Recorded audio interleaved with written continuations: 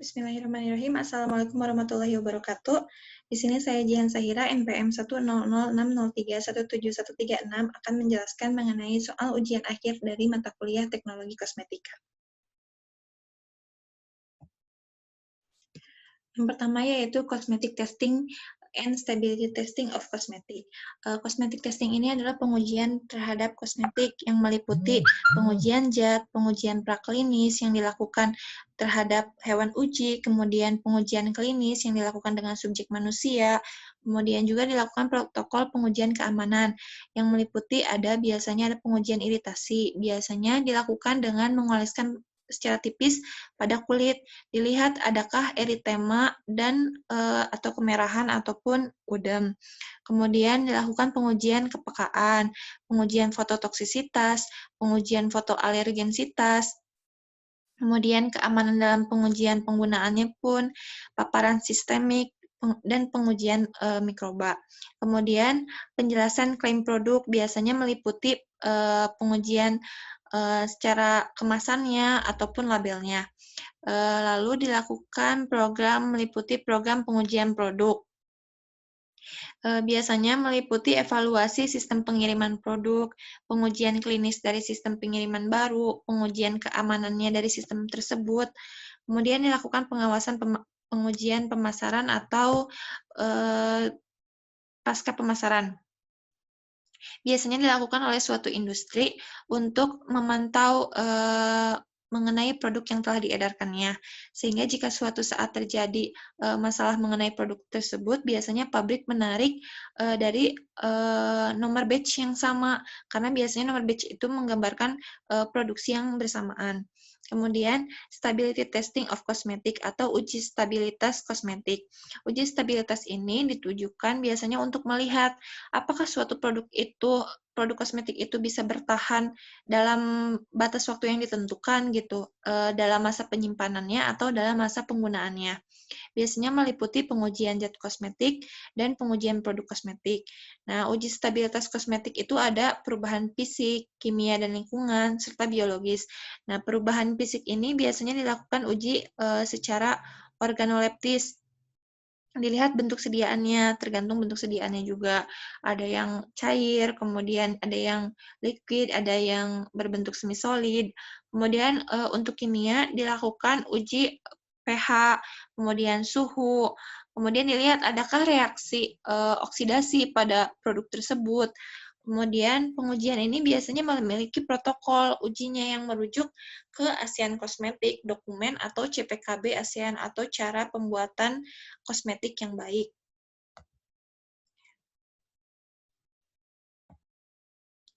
Kemudian yaitu mikrobiologi on kosmetik atau mikrobiologi yang terdapat pada kosmetik.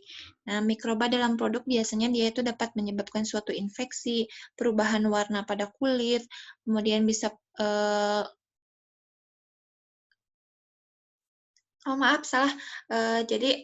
mikroba dalam produk itu bisa menyebabkan infeksi untuk yang menggunakannya ataupun perubahan warna dari sediaannya, kemudian sediaannya menghasilkan gas ataupun bisa menghasilkan bau.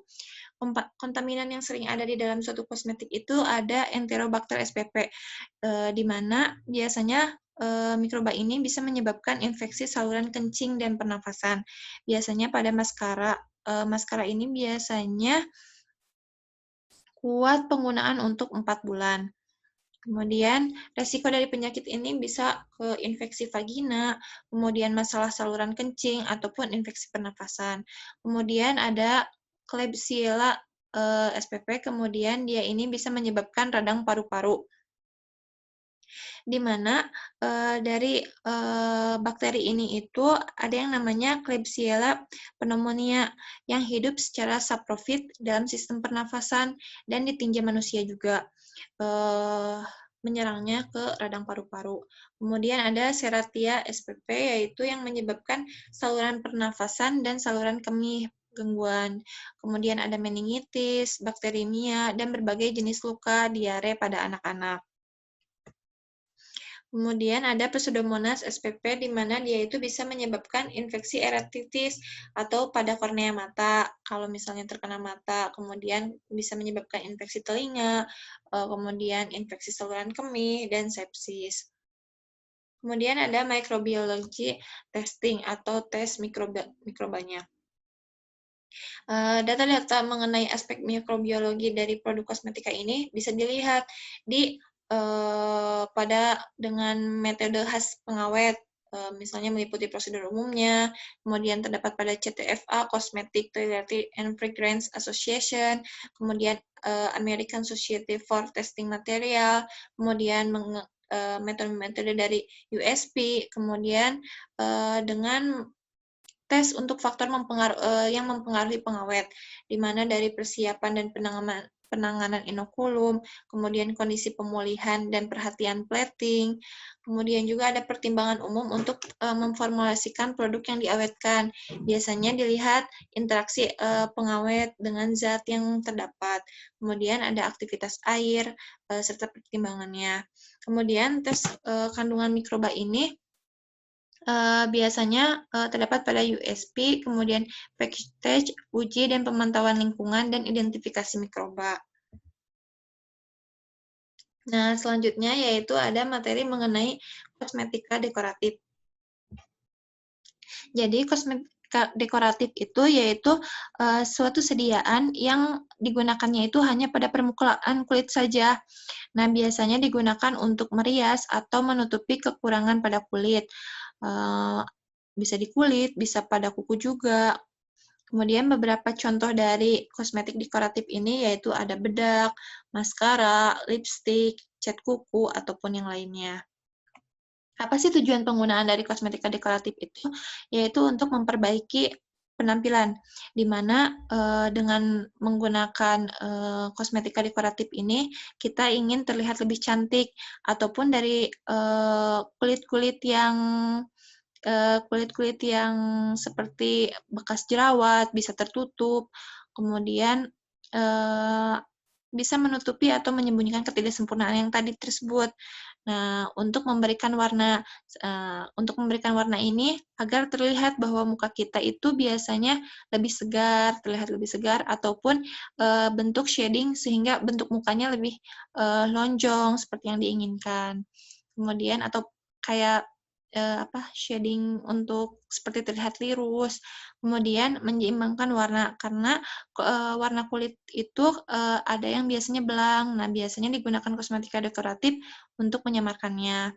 Kemudian sebagai perlindungan seperti SPF, di mana dapat melindungi dari sinar matahari.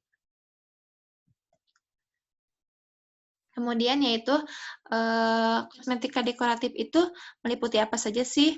Nah, ada zat warna. Zat warna ini dibedakan menjadi dua. Jadi ada pewarna yang dapat larut dalam medium yang digunakannya seperti alkalin, karmin, henna, atau karoten. Dan ada pigmen yang ditambahkan tidak larut dia di dalam medium penggunaannya seperti aluminium silikat, besi oksida, dan mangan oksida. Nah, kemudian kosmetika dekoratif pun meliputi kosmetik untuk mempercantik seperti untuk rambut ada hair tonic sebagai penguat rambut atau pewarna rambutnya, kemudian di wajah seperti foundation, kemudian bedak, powder, kemudian blush on, kemudian di mata ada maskara, eyeliner, eyeshadow, untuk di bibirnya itu ada lipstick, lip gloss, lip liner, kemudian lip cream, ataupun lip tint. Kemudian ada kuku atau kutek.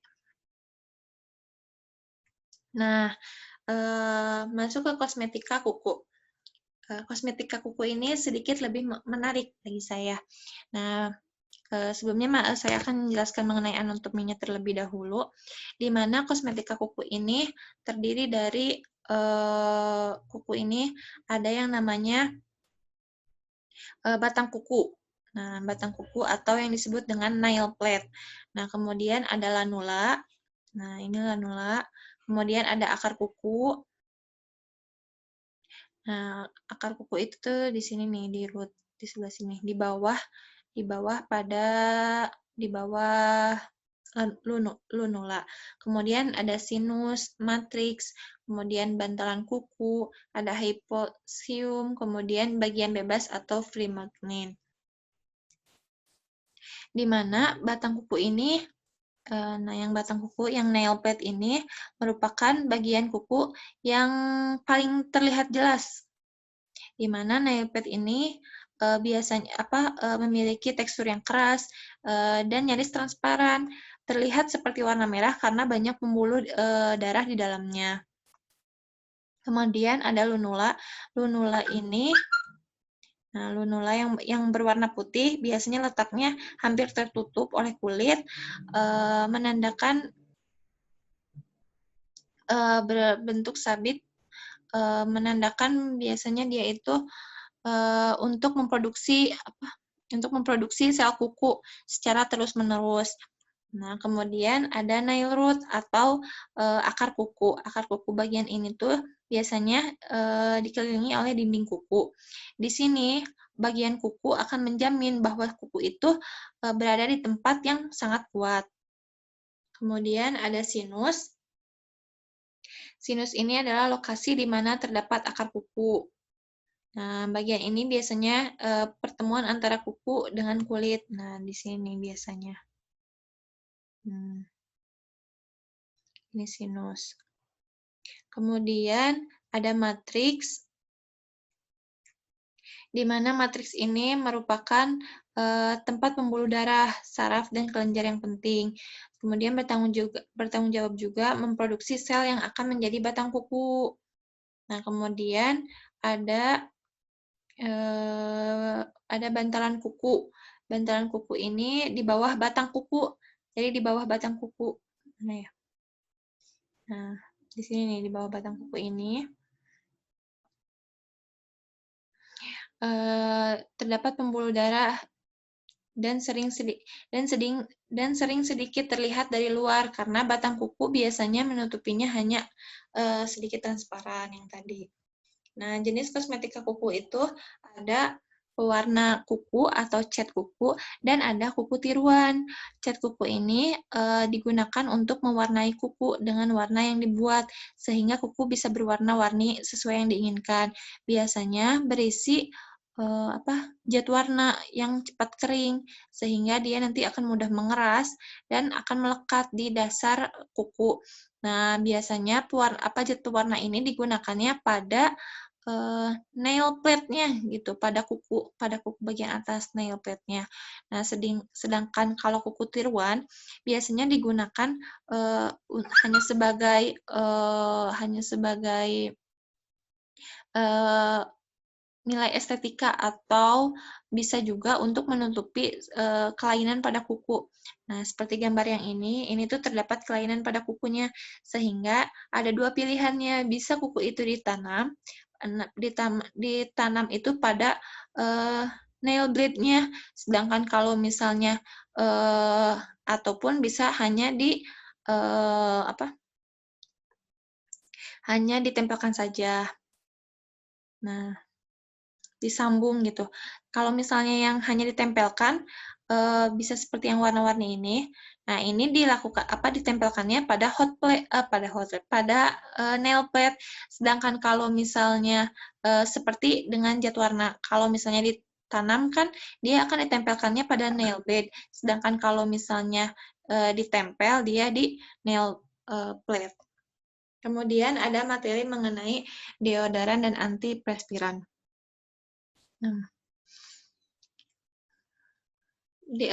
Deodoran dan antiperspiran ini tidak lepas dari yang namanya keringat, karena fungsinya itu untuk menghilangkan bau pada badan. Nah, sebelumnya saya akan menjelaskan mengenai kelenjar keringat itu sendiri. Nah, kelenjar keringat atau yang sering dikenal dengan namanya sudoriferus atau kelenjar yang fungsinya untuk mengatur suhu tubuh agar dapat mengeluarkan keringat dalam batas yang normal. Nah, itulah kenapa kondisi tubuh kita dikatakan sehat jika kita itu berkeringat tapi dengan yang wajar. Kemudian karena biasanya dengan kita berkeringat itu bisa dapat memperlancar metabolisme tubuh. Nah, dengan cara metabolisme pengeluaran racun dan bakteri, kemudian memperlancar sirkulasi darah, mengendalikan suhu tubuh, membakar kalori tubuh, serta dengan berkeringat juga kita bisa melihat atau sebagai penanda akan adanya suatu penyakit yang ringan. Karena biasanya pada saat demam akan keluar keringat yang banyak. Hal ini tuh sebagai isyarat bahwa sistem kekebalan tubuh sedang melawan penyakit itu. Ada dua jenis dari kelenjar keringat, yaitu ada kelenjar apokrin dan ada kelenjar ekrin. Bisa dilihat gambarnya, kalau misalnya kelenjar ekrin itu memiliki saluran sendiri sampai ke pori-porinya. Kalau misalnya kelenjar apokrin itu dia menyambung dengan polikel rambut, dengan batu. Nah, ada perbedaan dari kelenjar ekrin dan apokrin tersebut. Yang pertama dilihat letaknya. Nah, letaknya ini kalau misalnya kelenjar ekrin, dia hampir terletak di seluruh bagian tubuh. Sedangkan kalau apokrin, dia terletak di daerah aksila dan genitalia. Kenapa? Karena nyambung pada yang kedua, poin kedua, karena aktivasi dari ekrin ini tersebut telah bisa aktif setelah 2 minggu dilahirkan. Kalau misalnya kelenjar apokrin ini, dia akan aktif pada saat memasuki masa pubertas. Padahal dua-duanya sama, sudah ada pada sejak lahir, tapi waktu aktivasinya ini berbeda. Kemudian dari keringat yang dihasilkannya pun berbeda. Pada keringat yang dikeluarkan oleh kelenjar ekrin, dia itu ringan dan tidak berbau. Kemudian biasanya banyak mengandung macam-macam garam. Sedangkan kalau apokrin biasanya lebih berat, kemudian mengandung protein, lemak, zat-zat lain yang bisa menyebabkan keringat itu lengket atau biasanya beraroma lebih menyengat. Kemudian kelenjar apokrin inilah yang menjadi sumber dari bau badan. Kemudian saluran yang telah ditunjukkan salurannya, bahwa kelenjar apokrin ini dia menyambung dengan rambut, sedangkan kelenjar ekrin ini duktusnya sampai ke atas, sampai ke pori-pori. Terbuka hingga permukaan duktusnya terhubung dengan polikel rambut. Nah, kenapa sih bau keringat itu bisa menjadi tidak enak? Nah, keringat yang bau itu adalah keringat yang diproduksi oleh kelenjar apokrin. Kenapa? Karena keringat yang dihasilkan kelenjar apokrin ini banyak mengandung bahan-bahan yang berlemak dan protein yang merupakan substrat suatu mikroba. Nah, selanjutnya, senyawa yang ada pada keringat ini oleh mikroba, karena adanya suatu mikroba, akan terdekomposisi menjadi senyawa asam lemak dengan bobot molekul yang rendah, seperti asam kaproat, isovalerat, amonia. Nah, zat-zat yang hasil dekomposisi ini, dia yang akan menyebabkan bau keringat itu menjadi tidak sedap. Bakteri atau mikroba yang banyak ditemukan pada aksila adalah bakteri gram-positif seperti Propionibacterium dan Staphylococcus. Nah, di mana bakteri ini mampu untuk memfermentasikan gliserol dalam asam laktat menjadi asam lemak volatil rantai yang pendek, asam asetat atau asam propionat. Nah, sebenarnya asam lemak rantai pendek ini yang bisa menyebabkan atau pemicu utama penyebab bau badan.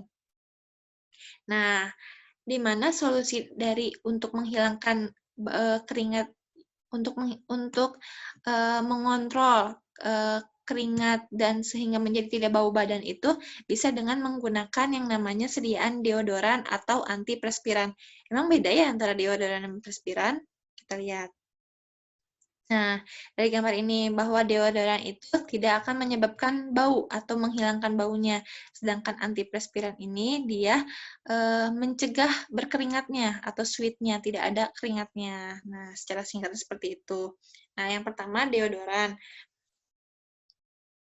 Nah, bagaimana sih mekanisme si deodoran ini bisa menghilangkan atau mengontrol keringat itu. Nah, deodoran merupakan sediaan kosmetik yang mengandung zat aktif yang membunuh bakteri penghasil bau keringat tersebut. Sehingga ketika bakteri tersebut dibunuh, maka senyawa-senyawa yang dihasilkan oleh keringat tidak akan terdekomposisi menjadi senyawa yang menghasilkan bau pada badan. Nah, makanya pada deodoran juga ditambahkan parfum yang mampu untuk menutupi bau keringat. Nah, berbeda dengan antiperspiran. Dilihat, antiperspiran ini merupakan sediaan kosmetik yang mengontrol keringat dengan mempersempit pori kelenjar keringat atau menyumbat keringatnya. Nah, menyumbat jalan keringat keluar ini agar keringatnya itu tidak mampu untuk keluar ke permukaan, sehingga mengurangi produksi keringat dari kulit. Kemudian dengan memasang pori-pori kulit, nah, dengan memasang pori-pori kulitnya ini dengan senyawa aluminium, sehingga perkembangan bakteri tidak akan ada perkembangan bakteri. Nah, biasanya antiperspiran ini bisa berbentuk spray atau semi-solid. Namun biasanya penggunaan spray ini kurang efektif karena dirasa kurang dalam menyumbat pori-pori secara optimal, sehingga lebih baik digunakan yang semi-solid. Nah, mungkin cukup sekian yang dapat saya jelaskan. Mohon maaf bila banyak kurangnya dan banyak salahnya. Wabillahi taufiq wal hidayah. Wassalamualaikum warahmatullahi wabarakatuh.